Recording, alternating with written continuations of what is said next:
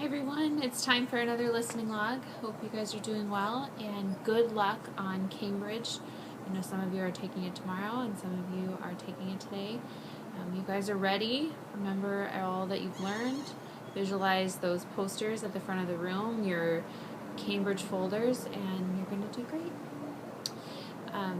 Maxine is already in bed for the evening, so I'm not going to go in her room for fear of waking her up. But when you email me your response this week, I will email you back a special picture of her, and I have a bunch of different ones that I can send, so make sure you can check your friends and see if they got a different one, but just a little bit different this week. All right, let's get started.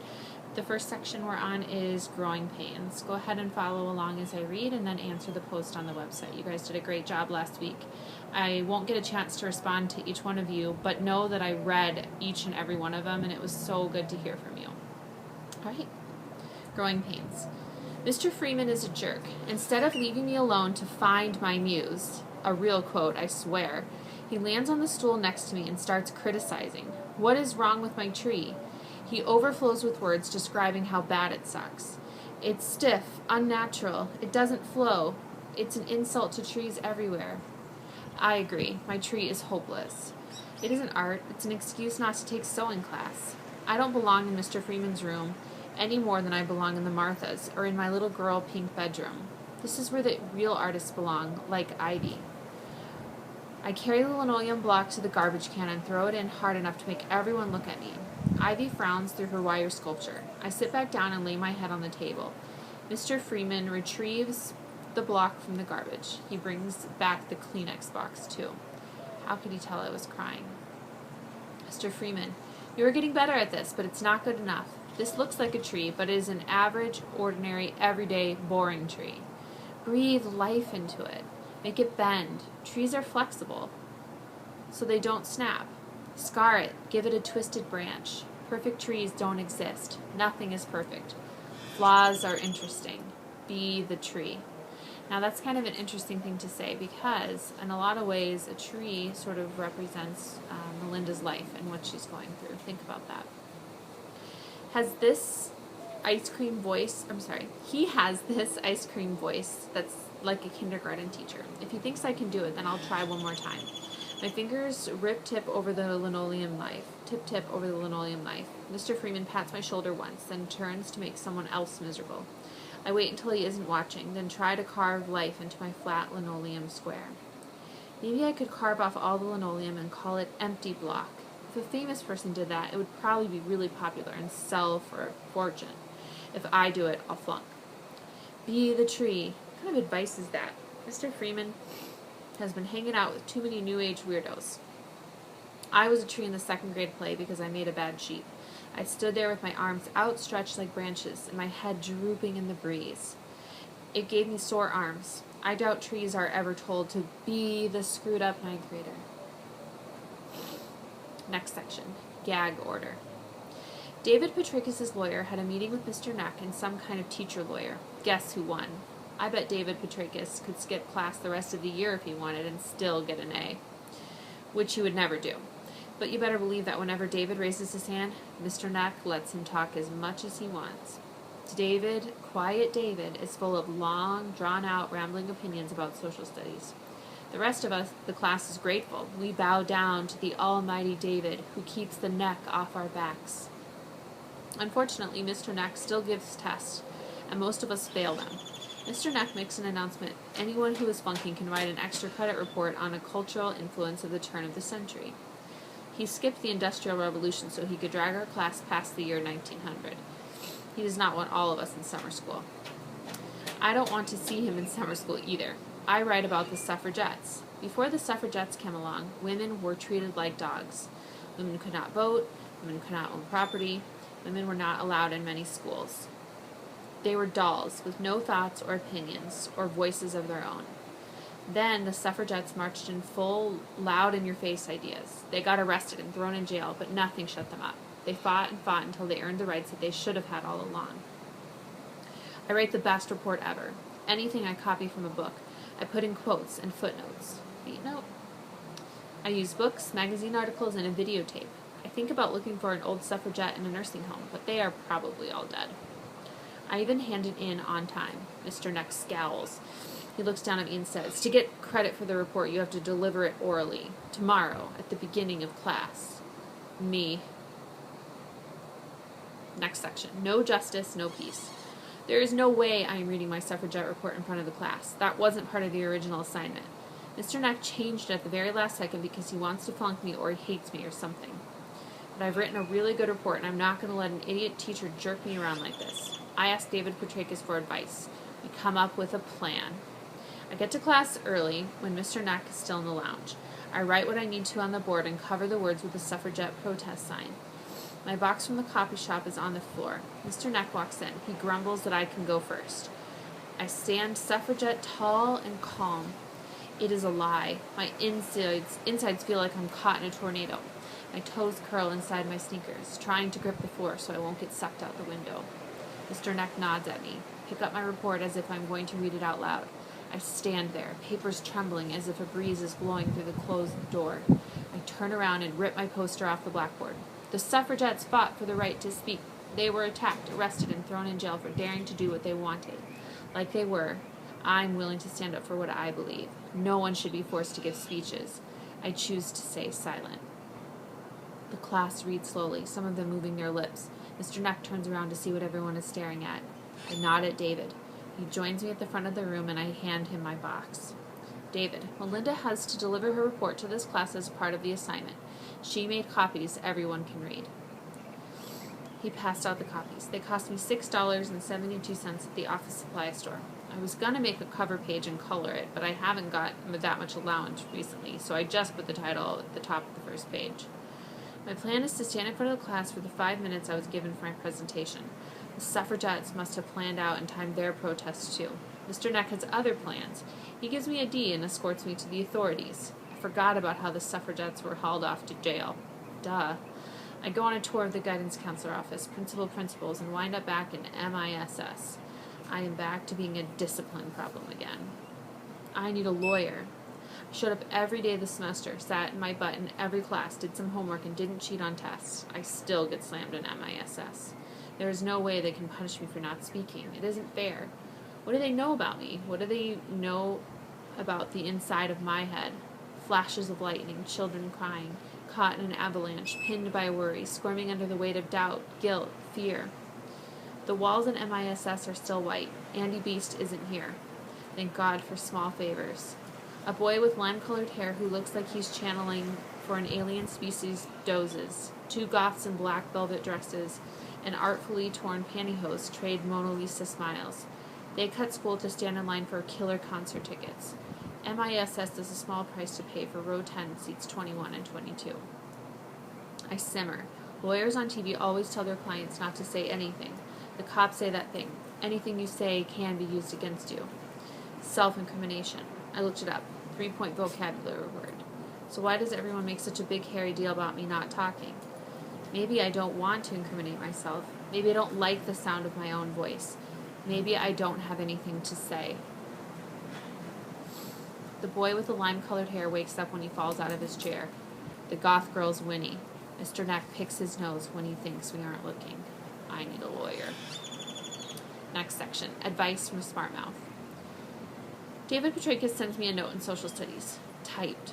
He thinks it's horrible that my parents didn't videotape Mr. Neck's class or stick up for me the way his folks did. It feels so good to have someone feel sorry for me. I don't mention that my parents don't know what happened. They'll figure out what happened soon enough at the next meeting with the guidance counselor. I think David should be a judge. His latest career goal is to be a quantum physics genius. I don't know what that means, but he says his father is furious. His dad is right. David was made for the law. Deadly calm, turbocharged brain, and a good eye for weakness.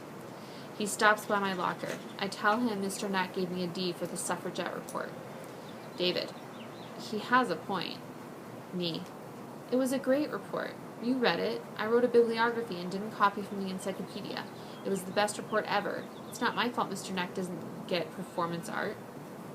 David pauses to offer me a stick of gum. It's a delaying tactic, the kind that juries love.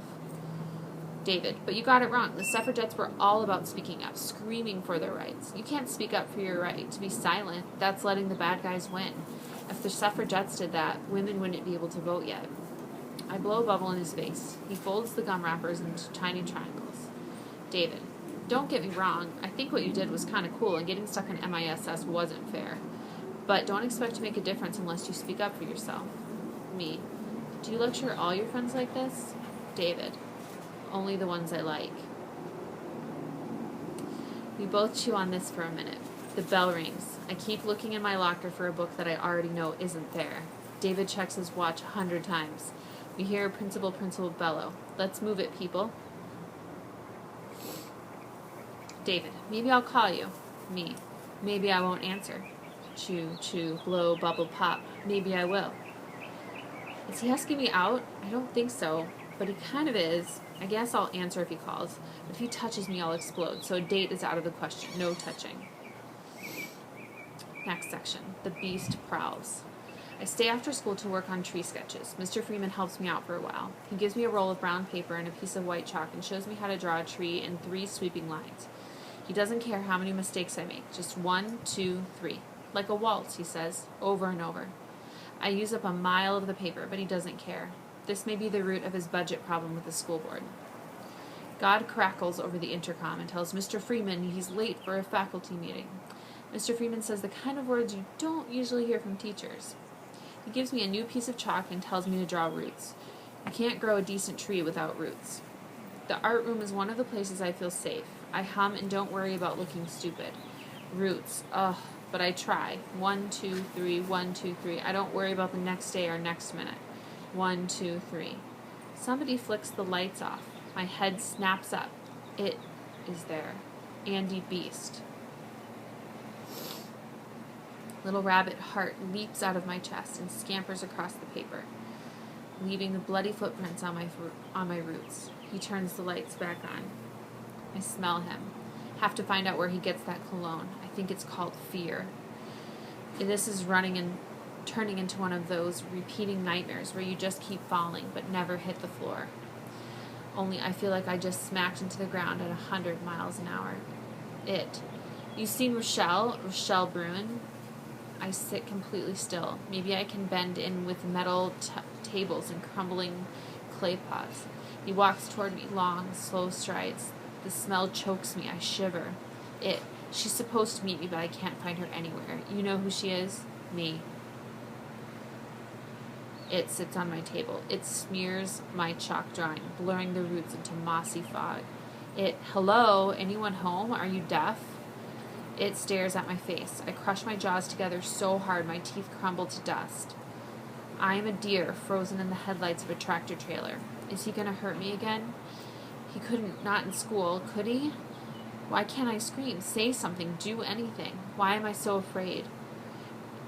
Andy, I've been waiting outside. Rachel sweeps into the room wearing an artsy-fartsy gypsy scarf and a necklace of eye-sized mirrors. She pouts and Andy leaps off the table, ripping my paper, scattering bits of chalk. Ivy walks to the door, bumping Rachel accidentally. She hesitates. She has to feel something is going on. Then she takes her sculpture off the shelf and sits at the table next to me. Rachel looks at me, but she doesn't say anything. She must have gotten my note. I mailed it over a week ago. I stand up. Rachel gives us a half wave and says, "Ciao." Andy puts his arm around her waist and pulls her close to his body as they float out the door. Ivy is talking to me, but it takes a while before I can hear her. "What a jerk," she says. She pinches the clay. "I can't believe she's going out with him, can you? It's like I don't even know her anymore. And he's trouble." She slaps a hunk of clay on the table. "Believe me, that creep is trouble with a capital T." I'd love to stay and chat, but my feet won't let me. I walk home instead of taking the bus. I unlock the front door and walk straight up to my room, across the rug and into my closet without even taking off my backpack. When I close the closet door behind me, I bury my face into the clothes on the left side of my rack, clothes that I haven't fit for years. I stuff my mouth with the old fabric and scream until there are no sounds left under my skin. Next section, homesick. It is time for a mental health day. I need a day in pajamas, eating ice cream from the carton, painting my toenails, and enjoying trash TV. You have to plan ahead for a mental health day. I learned this from a conversation my mom had with her friend Kim. Mom always starts acting sick 48 hours ahead of time. She and Kim take mental health days together. They buy shoes and go to the movies. cutting-edge adult delinquency. What is the world coming to? I don't eat any dinner or dessert, and I cough so much during the news. My dad tells me to take some cough medicine. In the morning, I smear some mascara under my eye so it looks like I haven't slept at all. Mom takes my temperature. Turns out I have a fever. Surprises even me. Her hand is cool, an island on my forehead. The words tumble out before I can stop them. Me, I don't feel well. Mom pats my back. Mom, you must be sick. You're talking. Even she can hear how bitchy that sounds. She clears her throat and tries again. Mom, I'm sorry. It's nice to hear your voice. Go back to bed. I'll bring up a tray before I leave. Do you want some ginger ale? I nod. Final section. Oprah, Sally, Jesse, Jerry, and me. My fever is 102.2. Sounds like a radio station. Mom calls to remind me to drink a lot of fluid. I say thank you, even though it hurts my throat. It's nice of her to call me. She promises to bring home popsicles. I hang up and snuggle into my couch nest with the remote. Click, click, click. If my life were a TV show, what would it be? If it were an after-school special, I would speak in front of an auditorium of my peers on how not to lose your virginity, or why seniors should be locked up, or my summer vacation, a drunken party, lies, and rape. Was I raped? Oprah, let's explore that. You said no. He covered your mouth with his hand. You were 13 years old. It doesn't matter that you were drunk. Honey, you were raped. What a horrible, horrible thing for you to live through. Didn't you ever think of telling anyone? You can't keep this inside forever. Can someone get her a tissue? Sally Jesse. I want this boy held responsible. He is to blame for this attack. You do know it was an attack, don't you? It was not your fault. I want you to listen to me. Listen to me. Listen to me. It was not your fault. This boy was an animal. Jerry. Was it love? Was it lust? No. Was it tenderness, sweetness, the first time they talk about in magazines? No, no, no, no. Speak up, Matilda. Melinda. I can't hear you. My head is killing me. My throat is killing me. My stomach bubbles with toxic waste. I just want to sleep. A coma would be nice, or amnesia, anything, just to get rid of this. These thoughts, whispers in my mind. Did he rape my head, too? I take 2 Tylenol and eat a bowl of pudding. Then I watch Mr. Rogers' Neighborhood and fall asleep. A trip to the neighborhood of make-believe would be nice. Maybe I could stay with Daniel Striped Tiger in his tree house. All right, thank you for listening and following along. Go ahead and answer the discussion post, and you'll receive a special picture from me by the end of the week. Good luck again on Cambridge. I miss you guys, and I will be visiting very, very soon with Maxine.